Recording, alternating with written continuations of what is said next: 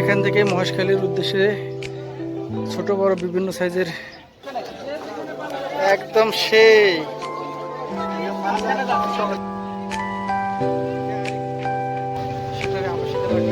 মহেশখালীর সবচেয়ে বড় আকর্ষণীয় স্পট, অনেকে ছবি নিতে ব্যস্ত।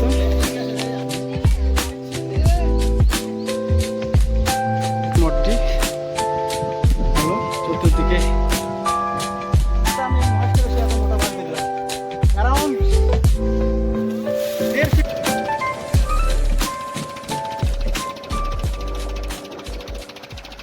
যাওয়ার জন্য প্রথমে এই হোটেল পাড়া থেকে ৬ নম্বর জেটিঘাটে যেতে হবে।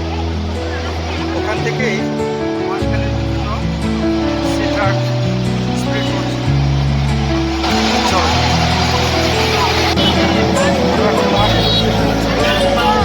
অটোতে করে আমরা এখন ৬ নম্বর জেটিঘাটে যাবো।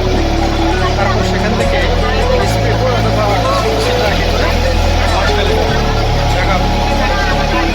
এটা হচ্ছে ৬ নম্বর জেটিঘাট। এখান থেকে মহেশখালীর উদ্দেশ্যে ছোট বড় বিভিন্ন সাইজের ট্রলারগুলো, এই স্পিড বোটগুলো চলে যায়। ভাড়া কত এখনো ঠিক জানা নাই, দেখি কত করে বলে দেখা যাক। এই ট্রলারটাতে করে আমরা সবাই যাব, একদম সেই। এটা তো রোহিঙ্গা প্রত্যাবাসনের মতো হয়ে গেল, হ্যাঁ?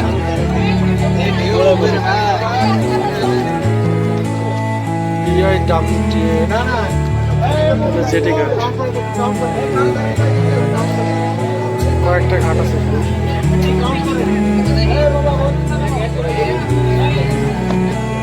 নোংর করে রাখা ক্যারি ক্রুজ এন্ড ডিনে। এটা পর্যটকদের নিয়ে বিভিন্ন প্যাকেজ অর্গানাইজ করে। এর পাশে সামনে আমরা এই চ্যানেল দিয়ে যাব। এই দেখেন, এটা একটা আবাসিক এলাকা, খুব সম্ভবত মাতারবাড়ি যে পাওয়ার প্ল্যান্টটা নির্মিত হয়েছে সেটার আবাসিক এলাকা। উইন্ডমিল আছে, এটা আছে নোনা পানির বন, ম্যানগ্রোভ ফরেস্ট। এখন জোয়ারের সময় বলে নদীতে প্রচুর পানি আসে না। ভিডিওই করছে,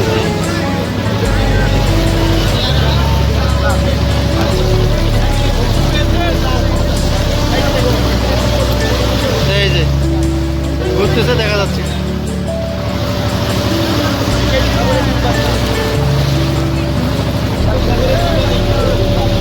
এই যে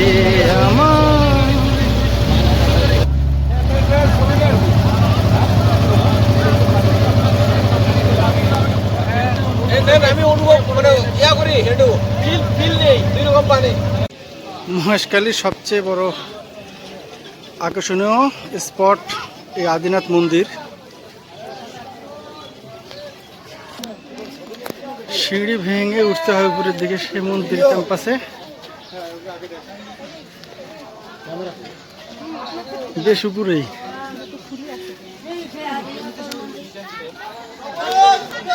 অনেকে ছবি নিতে ব্যস্ত। এই হচ্ছে আদিনাথ মন্দিরের মূল ক্যাম্পাস। প্রচণ্ড রোদের মধ্যে একটু ছায়া দাঁড়ালে বেশ শান্তি লাগে, এই কারণে অনেকে বসে আছে। এখান থেকে দূরে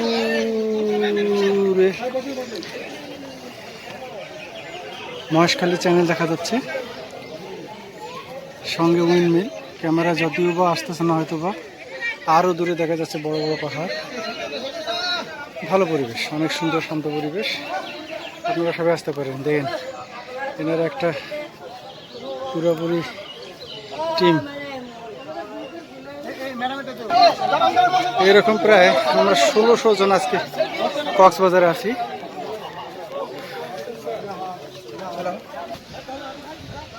এটা হচ্ছে আদিনাথ মন্দির। এরপর আবার এই সিঁড়ি ভেঙে উপরে উঠতে হবে রাম সীতা মন্দির।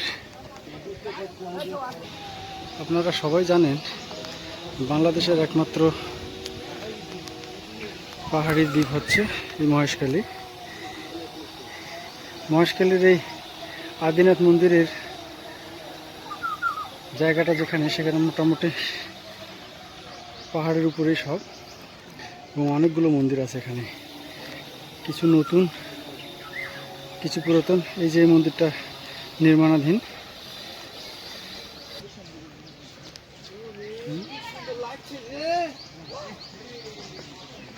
আন্ডার কনস্ট্রাকশন নাকি এটা?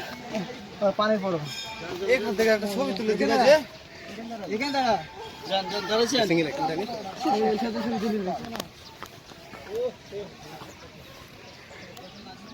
এই যে নিচে দেখা যাচ্ছে অসংখ্য পানের বরজ। আশা করতেছি এই যে মহেশখালীর যে বিখ্যাত পানের জন্য বিখ্যাত, এই সমস্ত বরজ থেকে সেই পানগুলো আসে। খুব সুন্দর এই সে পানের বরজ। আমরা জানি মহেশখালীর মিষ্টি পান।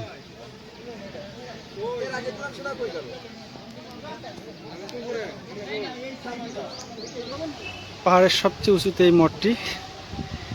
ভালো, চতুর্দিকে করে 4টা সিংহ পাহারা দিচ্ছে মনে হচ্ছে এই মঠটাকে। ওই যে অনেক দূর দূরান্তে শুধু সবুজ আর সবুজ পাহাড়, পাহাড়ের বনগুলো খুব সুন্দর লাগতেছে। মনোরম পরিবেশ, শান্ত পরিবেশ,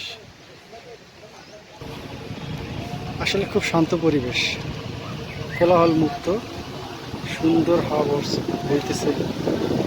দূরে সমুদ্র, ওই যে দূরে দেখা যায় সমুদ্র।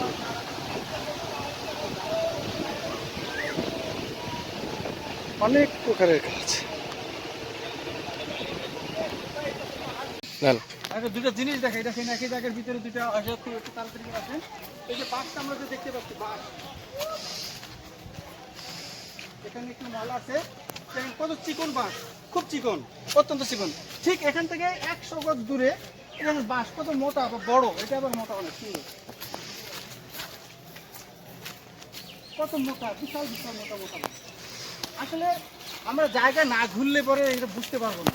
দেখেন কত মানে পাহাড়ি অঞ্চলে বৈচিত্র্য, দেখেন কি সুন্দর বাঁশ, কত বড় বাঁশ, কত মোটা, একটা গাছের সমান মোটা, এত মোটা বাঁশ এর আগে আমি শুধু দেখেছিলাম ইয়াতে আপনার লাউয়াছড়া ফরেস্টে।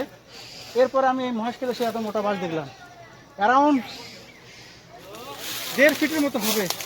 ও সর্বনাশ! এই যে পানের ক্ষেত, আসলে পানটা দেখা হয়নি, যদিও এখন পর্যন্ত আমরা দেখতে পারিনি। এই হচ্ছে পানের ক্ষেত, এর ভিতরটা আমাদের বাইরে দেখার কোনো সুযোগ নাই, কারণ সবখানে তালা দেয়া। এই পান মহেশখালী নিয়ে অনেকে অনেক ভিডিও করে, কিন্তু আসলে পান নিয়ে কোনো কেউ ভিডিও করে না, অথচ এই পানটাই সবচেয়ে বিখ্যাত এখানকার। আমরা এই পানটা দেখতে পাচ্ছি। ভিতরে ঢোকার সুযোগ থাকলে ভালো হতো, কিন্তু আমরা পারলাম না, দুঃখিত। পরে কোনো এক সময় যদি কখনো সুযোগ হয় তাহলে হয়তো আমরা দেখব। সবাইকে ধন্যবাদ।